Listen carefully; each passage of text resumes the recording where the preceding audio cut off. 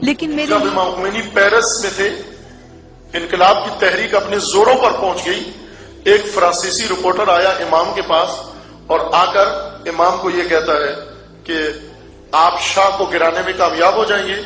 امام نے کہا مجھے نہیں معلوم۔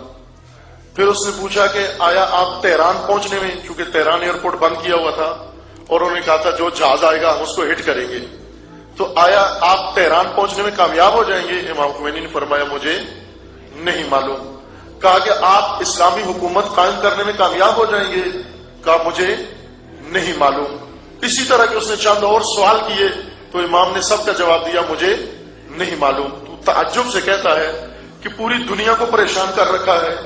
وہ زمانہ جو تھا پوری دنیا پریشان تھی، پوری دنیا شرق و غرب، صرف نگاہیں لگی ہوئی تھی کہ امام خمینی کا طیارہ تہران آتا ہے یا نہیں آتا، کیا ہوتا ہے۔ ساری دنیا جاگ کے راتوں کو جاگ کر، اس زمانے میں یہ ٹی وی چینل نہیں تھے اتنے، صرف ریڈیو ہوتا تھا اور ریڈیو سے کان لگائے سنتے رہتے تھے لوگ، بہت کم گھروں میں ٹی وی تھا، اکثر ریڈیو پہ سن رہے ہوتے تھے، سب ریڈیو پہ کان لگائے لہجے لہجے کی خبریں، صرف یہ دیکھنے کے لیے کہ یہ طیارہ پہنچتا ہے یا نہیں پہنچتا۔ تو وہ رپورٹر پوچھتا ہے کہ عجب لیڈر ہے کہ ساری دنیا کو اس نے پریشان کر رکھا ہے، ایک عجیب قیامت اس نے برپا کر رکھی ہے، ایرانی سارے روڈ پہ نکل آئے ہیں، اس کی وجہ سے امریکہ کو نیند نہیں آ رہی ہے، چین نہیں آ رہا ہے، اور میں اس سے جو بات پوچھتا ہوں یہ کہتا ہے مجھے معلوم نہیں ہے۔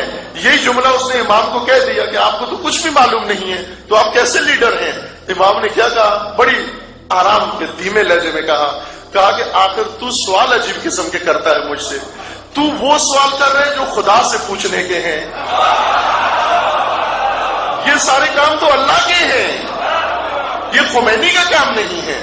خمینی کی بات خمینی سے پوچھ، مجھ سے یہ پوچھ کہ حکومت بنے یا نہ بنے، میرا طیارہ پہنچے یا نہ پہنچے، شاہ گرے یا نہ گرے، میں اس راہ کو جاری رکھوں گا۔